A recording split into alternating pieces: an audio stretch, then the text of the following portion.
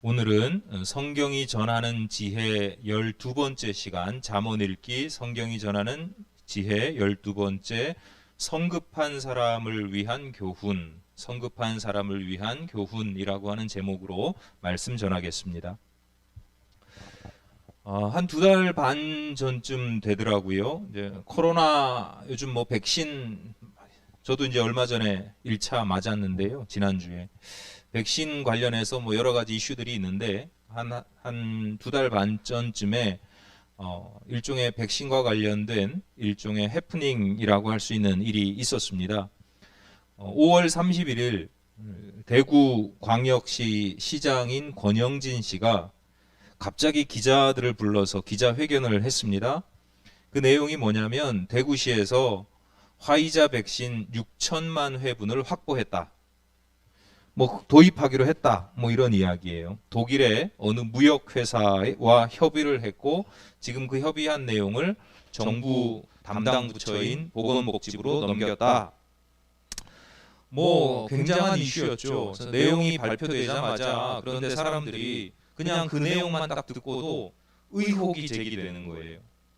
아니, 지금 전 세계적으로 백신이 물량이 모자라서 본사에서도 구할 수 없는 걸 독일의 어느 무역회사, 그러니까 중간 유통업체잖아요. 그 회사에서 6천만 회분이나 구했다고 이게 가능한 일인가? 라는 의혹이, 증거는 없지만 그냥 그 내용만 보더라도 이게 가능해? 이런 생각이 드는 거고, 또 한 가지는 이게 아무리 광역시라고는 하지만 지방자치단체의 장이 백신 거래의 주체가 되어서 구매 의향서를 보낼 수 있는가?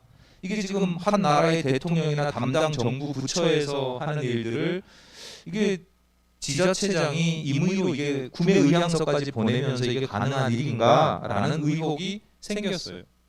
그래서 사람들이 이거 사기당한 거다, 이런 이야기들도 있었죠. 국내 언론뿐만 아니라 이제 해외에서도 그 소식을 듣고 이슈가 되어서 이제 이게 어떻게 된 일이냐, 사기당했다, 얼마 돈 넣은 거 아니냐, 계약금 넣은 거 아니냐, 이런 이야기들이 났어요. 결국 계속 침묵하던 그 권영진 시장이 일주일 좀 더 지나서 6월 8일 날, 5월 31일 날 기자회견하고 6월 8일 날 긴급 사과하는 기자회견을 해야 했습니다. 그 내용이 사실 확인도 부실했고, 성급했고, 그리고 신중하지 못했다라는 내용으로 사과하는 기자회견을 했습니다. 이게 우리 무슨 동네 통반장도 이러지 않을 텐데, 인구가 250만 명에 육박하는 그 광역시의 수장이 왜 이렇게 성급했을까? 이 사안에 대해서, 사업에 대해서 정부로 넘겼어요. 그래서 보건복지부에서 이걸 검토하고 있는 중이었다고 그래요.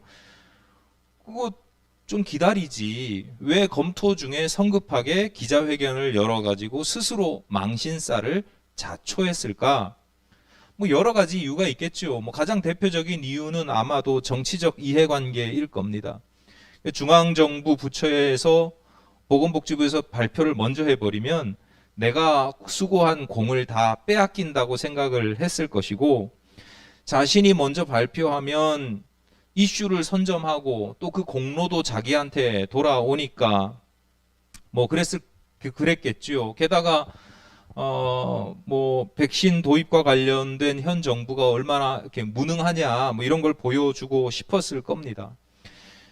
그분의 의도대로 만약에 됐다면, 그래서 성공했다고 하면 야당 정치인 입장에서는 이게 말 그대로 대박이거든요. 대열을 낚는 셈입니다. 평생의 치적이 되고 지방자치단체의 지도자뿐만 아니라 전국적인 인물로 급부상할 수 있는 기회였는데, 결과적으로 알고 보니 대열을 낚은 줄 알았는데 대열을 낚은 게 아니라 자기가 미끼를 물어가지고 낚인 대여가 되고 말았죠. 개망신을 당했습니다. 대구 신천지 사건으로 유명했잖아요. 신천지 사태 이후에 그 수습하는 과정에서도 사실은 이게 이렇게 별 모습을 긍정적인 모습을 보이지 못했는데도 그 직후에 그 지방 그 자치단체들 수장을 직무수행 능력 평가를 했는데 평가라기보다 이렇게 여론조사를 했는데 그 당시에도 60%가 넘는 사람들이 60%에 육박하는 사람들이 이 시장을 지지했었어요. 그러니까 흔히 말하는 콘크리트 지지율이죠. 무슨 짓을 해도 믿어주고 밀어주는 그런 사람이었는데 그 사건 이후로 그러니까 백신에 대해서 성급하게 발표한 그 사건 이후로 권영진 시장의 직무수행 능력 평가에서 긍정 비율이 60%에 육박하던 게 지금 22.2% 떨어졌고 차기 대구시장 후보 선호도에서 15.6%에 머물러서 이분이 지금 2선째인가 봐요. 그래서 3선에 빨간불이 켜졌다 이런 보도가 연일 보도되었었습니다. 외국 사람들이 우리나라에 오면 가장 먼저 배우는 단어 중에 하나가 빨리빨리죠. 빨리빨리입니다. 우리는 익숙해서 잘 느끼지 못하는데 외국 사람들이 보면 깜짝깜짝 놀라는 말뿐만 아니라 우리 곳곳에서 빨리빨리의 문화가 굉장히 우리는 익숙해서 잘 못 느끼고 그래서 오히려 우리가 외국 나가면 굉장히 답답해요. 외국 나가서 뭐 일 처리하는 거 보면 아니 어떻게 무슨 동네 가게도 아니고 공항에서 왜 뻔히 놀고 있으면서도 일을 안 해요.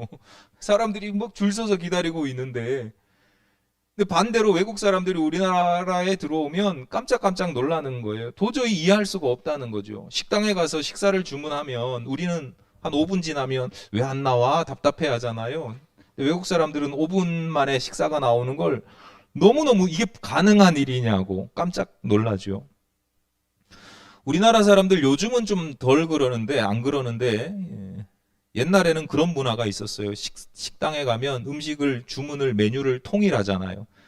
전부 다 짜장면 통일, 뭐 짬뽕 통일, 뭐 이런 식, 볶음밥 통일. 아무래도 전체주의적인 가치관도 있긴 했지만 또 다른 중요한 이유가 메뉴를 통일해야 음식이 빨리 나오고 빨리 먹을 수 있기 때문에 그렇게 했죠. 우리 한국 사람들의 이 가치관이나 삶의 방식이 매사 이런 식이에요. 고사성어로 주마가편이라고 하죠. 달리는 말에 채찍질한다. 달리고 있으니까 이미 빠르거든요. 근데 우리는 빨라? 그럼 더 빨라야지. 이러고는 채찍질을 하는 거예요. 빠르니까 괜찮아. 이쯤이면 돼. 이게 아니에요. 그냥 계속해서 더 빨리가 우리나라 사람들의 어떤 문화이자 가치관이죠. 긍정적인 결과로 그로 인해서 긍정적인 결과도 있다고 봅니다. 예를 들어서 뭐 경제적으로 우리나라가 이렇게 단기간에 산업화에 성공할 수 있었던 것, 또 민주화에 성공할 수 있었던 것, 다 마찬가지로 짧은 시간 안에 굉장히 비약적인 발전을 이루어낸 것이 빨리빨리 문화의 긍정적인 면이죠.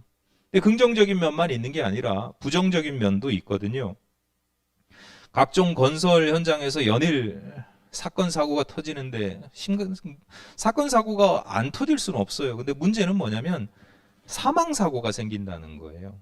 생명은 뭐로도 바꿀 수 없는 건데 사망 사고에 대한 대비나 대책이나 이런 것들이 사실은 소홀한 거죠.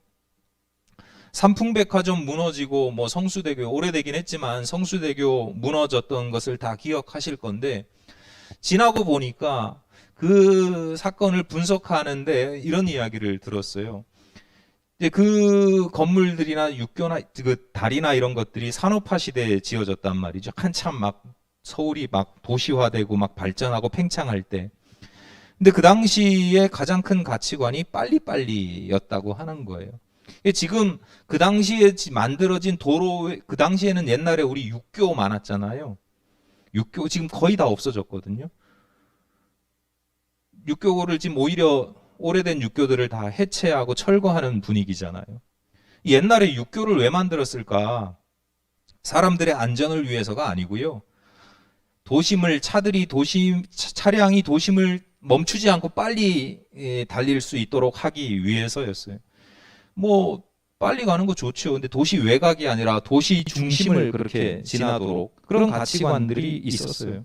그러니까 그런 가치관으로 빨리빨리 해야 되는 그런 가치관들로 만들어진 건축물들이 부실할 수밖에 없었는데 문제는 여전히 오늘날에도 계속 그런 부정적인 모습의 빨리빨리의 가치관들이 있다. 그래서 빨리빨리의 문화를 가치관을 부정적으로 평가하는 경우도 있습니다. 자, 빨리빨리 문화, 이것이 긍정적인 면도 있고 부정적인 면도 있으니까 어떻게 해야 돼요? 어쩔 수 없어요. 긍정적인 면을 위해서 부정적인 면도 감내하고 감수해야 되는 거예요. 우리는 그냥 빨리빨리라고 하지만 그 빨리빨리가 다 같은 빨리빨리가 아니에요. 빨리빨리를 구별할 수 있어야 돼요. 이미 수천 년 전에 성경 잠언의 지혜자가 우리에게 주는 교훈이 있습니다. 잠언 21장 5절 말씀입니다. 그거 아닌데 21장 5절 지나가는데요. 뒤로 아직 그거 안 했나 봐요. 잠언 21장 5절 말씀을 제가 읽어드릴게요. 부지런한 자의 경영은 풍부함에 이를 것이나 조급한 자는 궁핍함에 이를 따름이니라. 부지런한 자의 경영은 풍부함에 이르지만 조급한 자는 궁핍함에 이를 것이다. 여러분, 부지런함의 반대말이 뭐예요? 우린 게으름이라고 생각하잖아요. 근데 잠언 기자는 부지런함에 대비되는 개념으로 게으름을 이야기하지 않고 부지런함에 대비되는 개념으로 조급함을 언급하는 거예요. 그러니까 부지런함과 조급함은 구별해야 된다는 거죠. 같은 빨리빨리지만 부지런한 빨리빨리, 근면 성실한 빨리빨리가 있는가 하면 조급하고 성급한 빨리빨리가 있을 수 있다. 그래서 참 열심히 일하는 것 같지만 궁핍함에 이르기도 하고 대충 하는 것 같은데 성실해가지고 풍부함에 이르기도 하는 겁니다. 그러니까 우리는 조급하고 막 성급한데도 스스로를 성실하다고 부지런하다고 그렇게 착각하고 있지는 않은지 돌아볼 수 있어야 된다라고 하는 것이죠. 우리가 어떻게 해야 잠깐만요. 죄송합니다. 뭐 문제 있어요? 방송실? 왜? 잠깐만 죄송합니다.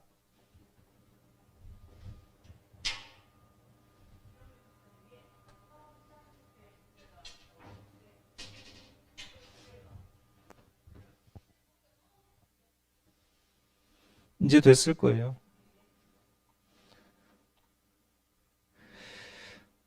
부지런함과 조급함, 부지런함과 성급함을 구별을 해야 되는데 이제 구별을 하고 내가 조급하다 그러면 어떻게 해야 되느냐? 내가 조급하고 성급한 게 아니라 부지런하고 신중하게 살아가려면 어떻게 해야 되느냐? 잠언의 말씀을 따라서 두 가지만 지혜의 말씀을 전하는데 첫 번째는 뭐냐면 우리의 공간을 바라보는 시선을 좀 확장해야 된다라고 하는 겁니다. 잠언 18장 17절 말씀입니다. 송사에서는 먼저 온 사람의 말이 바른 것 같으나 그의 상대자가 와서 밝히느니라. 흔히 우리 아주 자주 경험하는 일이죠. 한쪽 말 들었는데 그렇게 판단을 했는데 다른 이야기 들어보니까 전혀 다른 스토리예요. 그러니까 우리는 한쪽 말만 들으면 안 된다라고 그래서 이야기를 많이 듣습니다. 물론 상대방이 일부러 거짓말할 때도 있어요. 속일 때도 있어요. 그런데 그렇지 않아도 입장에 따라서 내가 서 있는 자리에 따라서 전혀 다르게 이해를 하게 돼요. 얼마 전에 그 도쿄 올림픽이 있었잖아요. 그 양궁에서 우리나라가 금메달 4개 중에 아마 3개를 땄을 텐데 언젠가부터 스포츠를 라이브로 못 보겠더라고요. 이렇게 마음이 졸이고 아프고 그래가지고 그래도 어쩌다 한 번씩 시즌이니까 이렇게 TV를 돌리다가 양궁 경기를 보는데 대부분의 스포츠가 그러는데 이제 선에 맞는 경우가 있잖아요. 관역을 이렇게 점수를 가르는 선에 맞는 경우가 있는데 선에 맞으면 보통 이제 일반 스포츠에서는 인, 아웃 중에 인이라고 여기고 양궁에서는 선에 걸치면 얘가 9점 쪽에 있어도 10점으로 인정을 해주거든요. 그러니까 선에 걸치는 게 좋은 거죠. 이왕이면. 근데 그게 애매할 때가 있어요. 선에 걸쳤는지 안 걸쳤는지가 애매하는 경우가 있어요. 그래서 나중에 가까이 줌을 당겨서 확인해 봐야 될 때가 있단 말이죠. 근데 제가 가만히 보니까 우리나라 선수가 쏜 화살은 선에 걸친 걸로 보이고 상대방 선수가 쏜 화살은 아닌 걸로 보이는 거예요. 왜 그래요? 똑같은 걸 보는데 내가 서 있는 입장이 다른 거예요.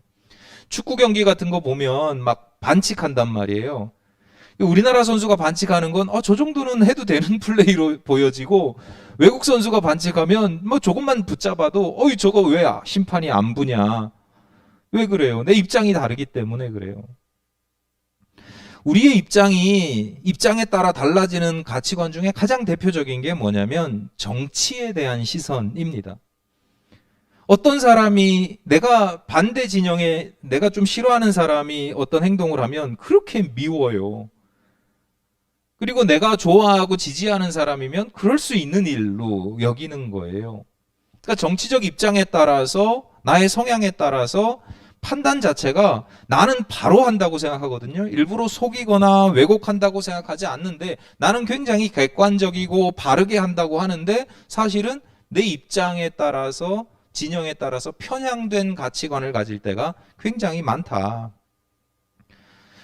뭐 양궁 관역에 맞는 어디 맞았는지 뭐 축구 오심 이런 거는 뭐 나중에 리플레이 통해서 또는 줌 땡겨 가지고 확인할 수 있지만 사실은 정치적인 해석은 나중에 확인도 안 되고요.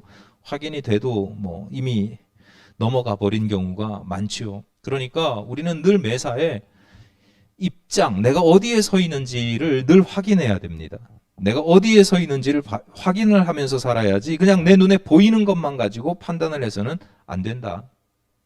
그래서 지혜로운 사람들은 옛날 선조들은 그래서 뭐라고 그래요? 역지사지라고 그랬거든요. 내가 서 있는 자리를 바꿔봐라. 내가 서 있는 자리를 바꾸어서 생각해봐라. 처지를 바꿔봐라. 물론 한계가 있죠. 항상 모든 입장에 선다는 건 현실적으로 불가능하잖아요. 살인자의 마음을 내가 이해하기 위해서 내가 살인할 수는 없는 거고, 또 도둑질한 사람의 마음을 헤아리기 위해서 내가 도둑질할 수는 없는 거죠. 그래서 입장을 달리 본다라고 하는 건 인생을 마치 운전과 같이 보는 겁니다. 운전이라고 하는 건 내가 앉아있는 자리를 바꿀 수는 없잖아요. 내가 앉아있는 자리는 한 자리 그 자리 그대로예요. 그런데 바라보는 시선이 여러 공간을 보는 겁니다. 내가 가야 할 곳 앞에만 보는 게 아니라 때로는 내가 지나온 곳 뒤도 보고, 내가 옆길로 가지 않더라도 옆에 차선도 한 번씩 보고, 그 다음에 앞을 보더라도 가까이도 보고 멀리도 보고, 그 공간, 바라보는 공간이 넓을수록 운전을 잘하는 것이고, 인생에서도 바라보는 공간이 요만큼보다 조금 더 넓어질수록 그 인생을 잘 살아가는 것이다 라고 하는 겁니다. 그 성경의 인물 중에, 신약 성경의 인물 중에 성급함 하면 대명사처럼 일컬어지는 사람이 있어요. 누구예요? 네, 베드로입니다. 베드로. 예수님의 수제자 베드로. 좀 억울한 면이 있긴 있는 것 같은데, 근데 베드로가 좀 성급하긴 한 것 같아요. 베드로가 기가 막힌 신앙 고백을 하잖아요. 마태복음 16장에서인가요? 기가 막힌 신앙 고백을 한단 말이에요. 주는 그리스도시요 살아계신 하나님의 아들입니다. 그랬더니 예수님이 깜짝 놀라면서 야, 너 대단하다. 이걸 알게 한 것은 혈육이 아니라 하늘에 계신 아버지께서 이걸 알게 하지 않으시면 이건 불가능한 거다. 대단히 기뻐하시며 칭찬하시며 축복하십니다. 그리고 예수님께서 그래. 너희들이 이 정도 신앙 고백할 정도면 이제 어느 정도 성숙했구나라고 판단을 하셔서 그때부터, 그전에는 이제 본격적으로 말씀하시진 않았는데 그때부터 본격적으로 당신이 당할 고난, 십자가의 고난에 대해서 이야기를 하시는 거예요. 사실은 내가 이러이러한 고난을 받고 3일 후에 사흘 후에 부활해서 하나님의 영광을 이룰 것이다 라고 하는 이야기를 했는데, 베드로가 그 이야기를 듣고 깜짝 놀라서 예수님을 말리거든요. 그러지 마십시오. 절대 그러지 마십시오 라고 말린단 말이에요. 그랬더니 방금 전까지 베드로를 그렇게 칭찬하시던, 입에 침이 마르도록 칭찬하시고 어마어마한 축복을 하시던 예수님께서 불같이 화를 내시는 거예요, 베드로에게. 그리고 뭐라고 말씀하세요? 사탄아, 내 뒤로 물러가라. 이거 어떻게 제자로서 정말 수치스러울 수도 있고 정말 두려운 말씀이잖아요. 예수님이 사탄아, 내 뒤로 물러가라 라고 말씀하실 정도예요. 그 이유를 이렇게 설명을 하셔요. 네가 하나님의 일을 생각하지 아니하고 도리어 사람의 일을 생각하는도다. 그러니까 베드로가 예수님을 말릴 때, 그러지 마십시오 말릴 때 무슨 악한 의도가 있었던 게 아니란 말이에요. 예수님을 사랑하니까, 아끼니까, 오래오래 같이 있고 싶고 잘 먹고 같이 함께 잘 먹고 잘 살고 싶으니까 스승인 예수를 사랑하고 아끼는 마음이 컸단 말이에요.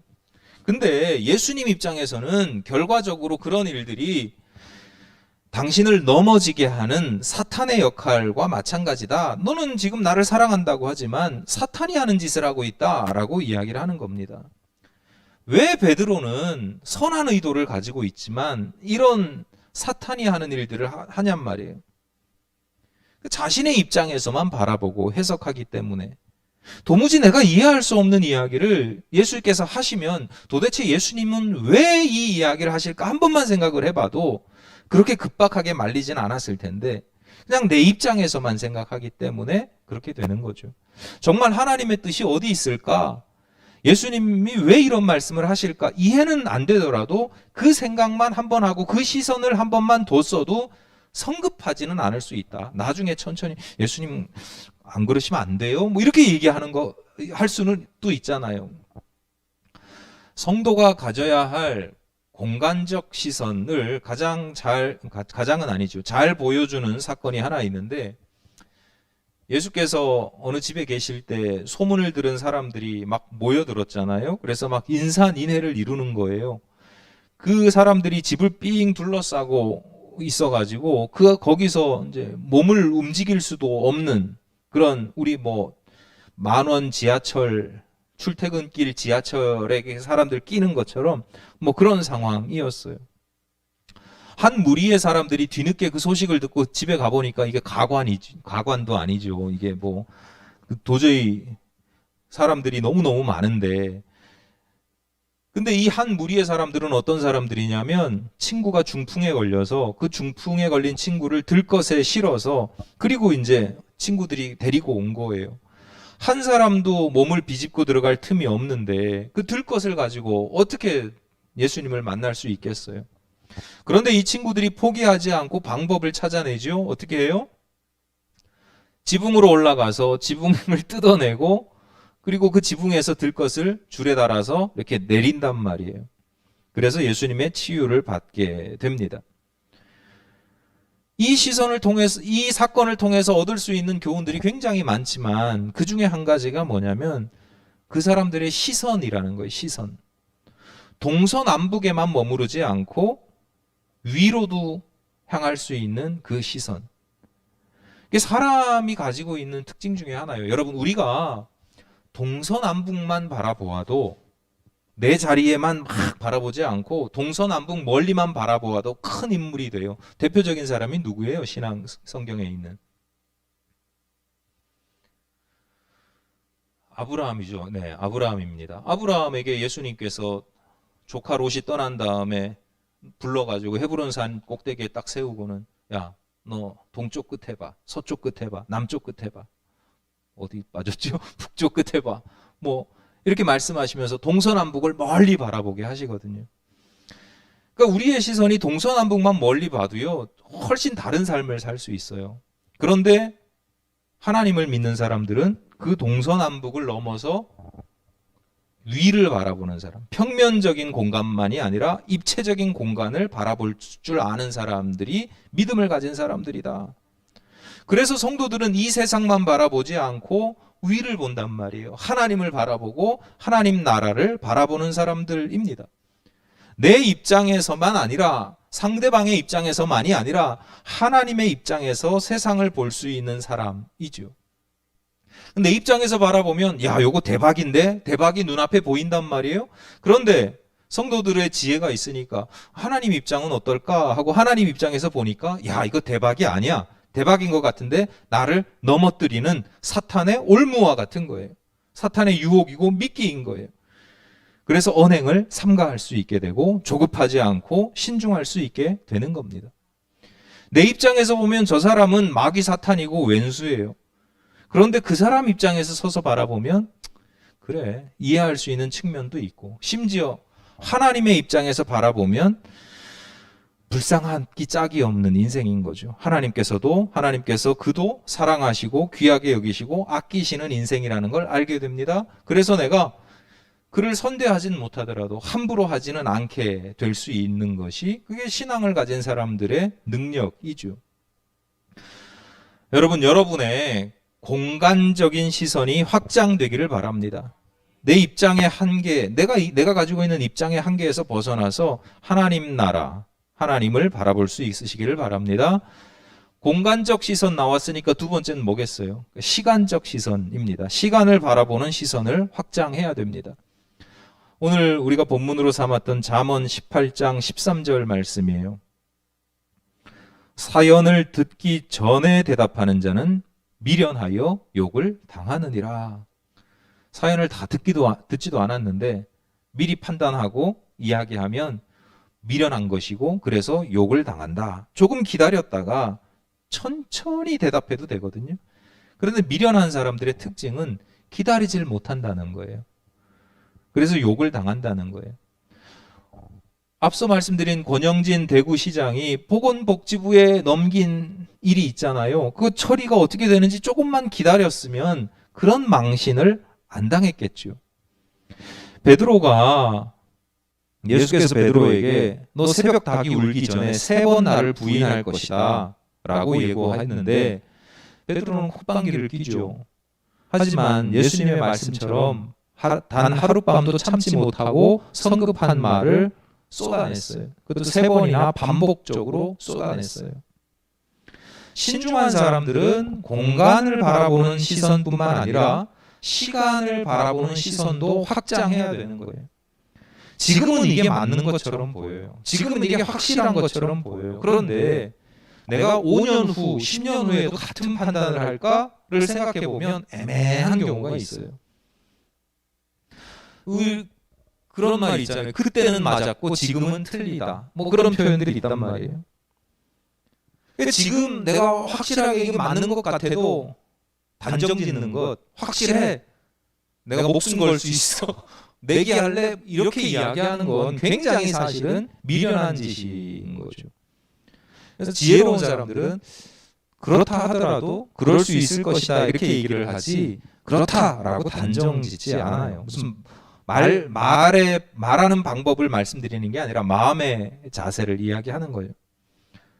성도들은 그런데 5년 후에 어떻게 될까? 10년 후에 어떻게 될까? 내 시대가 지나면 어떻게 될까를 넘어서서 내 생이 끝난 이후에 천국의 시간을 바라보는 사람들이 성도들이란 말이에요. 믿음을 가진 사람들이란 말이죠. 예수님의 재림과 심판의 때를 바라보고 소망하는 사람들이 우리 예수 믿는 사람들이에요.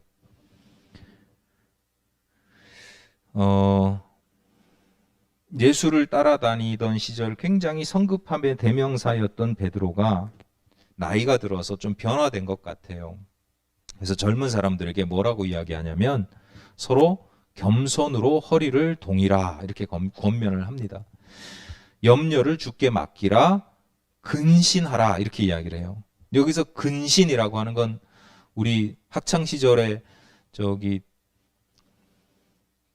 처벌받은 정학 근신 이런 게 아니고요. 여기서 근신이라고 하는 걸 다르게 번역하면 신중하라 이런 뜻이에요. 신중하라.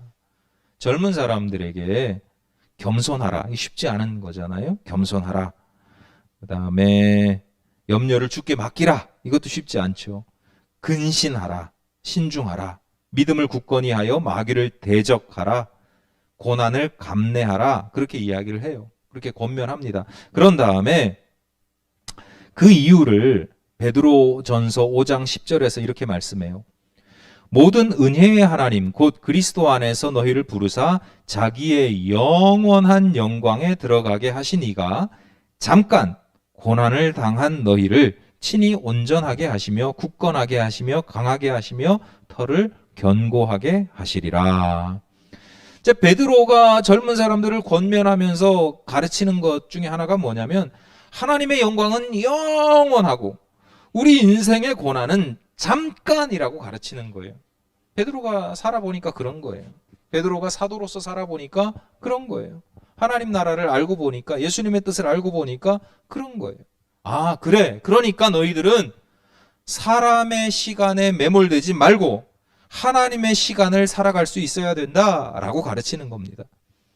사람의 시간으로 살아가면 겸손할 수 없어요. 사람의 시간으로 살아가면요, 성급해요, 조급해요, 염려하지 않을 수가 없어요. 고난이 닥치면 막 참을 수가 없어요. 억울한 고난과 핍박을 받으면 복수해야 되는 거예요.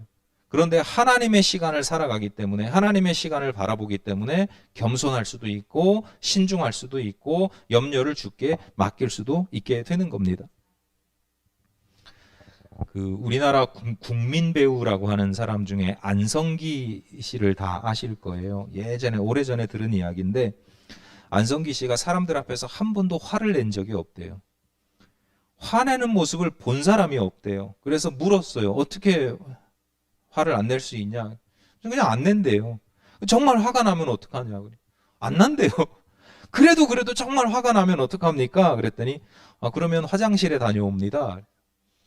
그러니까 화장실에 다녀오는 그 짧은 시간만 벌어도 그 분노의 마음을, 아주 극도의 분노의 마음을 가라앉힐 수 있다라고 이야기를 하는 거예요. 이게 시간이 가지는 힘입니다. 시간 그 자체가 가지고 있는 힘이 있어요. 그래서 여러분 어떤 건 지금 대단히 막 크고 막 폭발할 것 같은데요. 시간이 지나면 자연스럽게 소멸되는 것들이 있습니다. 지금은 별거 아닌 것 같은데 시간이 지나면 자연스럽게 무르익게 되는 경우도 있고요. 시간이 지나면 지금 대단하고 소중해 보이는데 시간이 지나면 아무것도 아닌 것으로 변화되는 경우도 있고, 반대로 시간이 지날수록 더욱더 간절해지는 경우도 있습니다. 어떤 형태로든 시간이라고 하는 건 변화를 이루어내거든요. 변화를 이루어내는 힘이 있어요. 그러니까 성도들은 그 시간을 어떻게 바라보느냐, 어떤 시간을 바라보느냐, 그 시선이 굉장히 중요하다. 내가 살아가고 있는 이 시점, 현재의 시간을 무시하라는 게 아니에요. 그거 잘 봐야죠. 현재의 순간을 바라보는 시선도 중요하지만 흔히 어떤 이런 표현이 있죠. 통시적. 시간을 관통한다는 거예요. 시대를 관통한다는 거예요. 아까 운전 공간의 시선을 이야기할 때도 마찬가지지만 앞에 볼 때, 가까이 볼 때, 멀리 볼 때를 따로따로 끊어서 보기도 하지만 한눈에 같이 볼 수도 있거든요. 시간에 대해서 그러라는 거예요. 시간에 대해서 통시적, 시대를 넘어서 우리가 살아가고 있는 나의 시간을 넘어서 시대를 바라볼 수 있어야 되고, 이 시대를 넘어서 역사를 바라볼 수 있어야 되고, 그 역사를 넘어서 하나님의 시간을 볼 수 있어야 된다라고 하는 것입니다. 우리의 시공간을 확장하라. 내가 성급하지 않고 조급하지 않고 그래서 망신당하지 않고 신중함으로 말미암아, 부지런함으로 말미암아 풍요로움에 이루려면 우리의 시공간을 확장하라. 이게 무슨 세상의 처세술일 수도 있어요. 세상의 처세술일 수도 있는데, 제가 이 시간 여러분에게 말씀드리는 이유, 가장 중요한 이유는, 이 주제로 오늘 말씀드리는 가장 중요한 이유는 여러분 이걸 기억하셔야 됩니다. 이게 우리의 신앙이에요. 그냥 세상을 살아가는데 필요한 처세술이나 내 인격이 아니고요. 성도들에게는 시공간을 확장하는 게 신앙입니다. 그리고 그 신앙 중에서요, 아주 가장 기본입니다.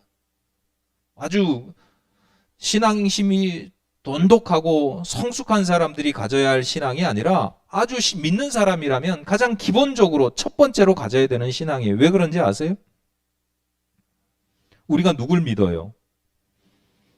하나님을 믿는단 말이에요. 우리가 믿는 하나님은 어떤 분이에요? 성경에서 알파요 오메가라고 이야기를 합니다. 그리스 알파벳으로 우리식으로 따지면 기역과 히읗이다. 시작과 끝이다. 뭐 시작과 끝이라는 게 아니라 하나님은 영원하신 시간, 모든 시간 속에 영원하신 분, 그 시간 속에 계시는 분, 그 시간을 주장하시는 분, 그런 뜻이에요. 혹시 어렸을 때 세례 교육 받아보신 분들 계실지 모르겠는데, 또 하나님은 어떤 분이냐? 공간 속에서는 하나님은 어디 계셔요?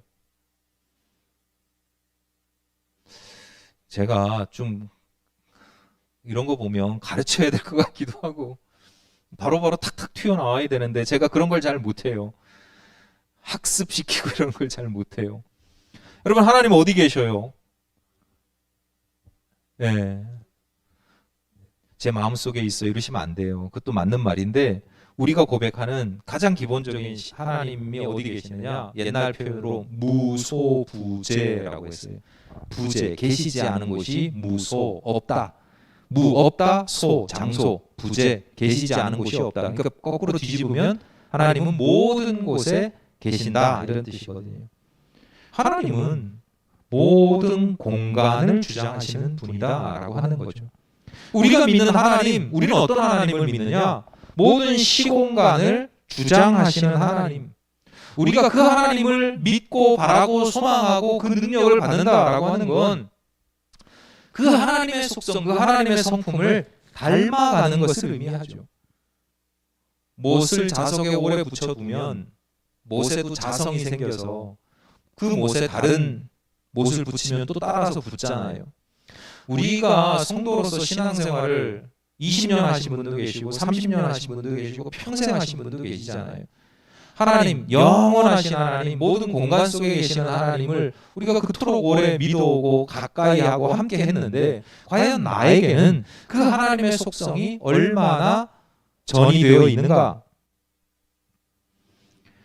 우리가 무소부재하시고 영원하신 하나님과 함께 한다고 하면 우리가 바라보는, 우리가 살아가는 시공간에는 한계가 있지만 우리가 바라보는 시공간은 넓어져야 되지 않는가? 그래서 하나님처럼 조급하지 않고 성급하지 않고 신중하고 기다릴 줄 알게 돼야 한다라고 하는 것입니다. 여러분, 하나님을 닮아가는 겁니다. 저는 여러분에게 여러분의 시공간을 넓히라 이런 말씀을 드리는 게 아니라 하나님을 닮아가시면 자연스레 우리의 시공간이 더 넓혀집니다. 내가 성급하지 않은, 절대로 성급하지 않은 완벽한 사람이 되기를 바라고 소망해야 되겠지만 우리가 하나님처럼 될 수는 없는 노릇이죠. 하지만 아무리 어렵더라도 내가 어제보다는 오늘 더 신중해야 되겠다.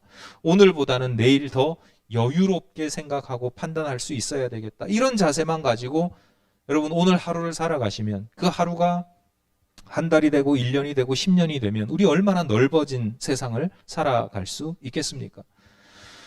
여러분, 넓은 세상, 시공간적으로 넓은 세상을 살아가시기를 바라고 그것이 우리의 중요한 믿음의 고백이 되시기를 간절히 바랍니다. 기도하시겠습니다. 하나님, 오늘도 귀한 말씀을 통해서 저희들의 신앙을 점검하게 하시니 감사합니다. 현재 그리고 내가 밟고 서 있는 땅의 한계에 사로잡혀서 성급하고 조급한 판단과 행동을 할 때가 많았습니다. 하나님을 믿는 믿음으로, 그 신앙으로 하나님을 닮아서 느긋하고 여유롭고 신중한 삶을 살아가기를 원하오니 하나님께서 바라보시는 그 시선의 시공간을 저희들도 바라보게 하여 주옵소서. 예수님 이름으로 기도드립니다. 아멘.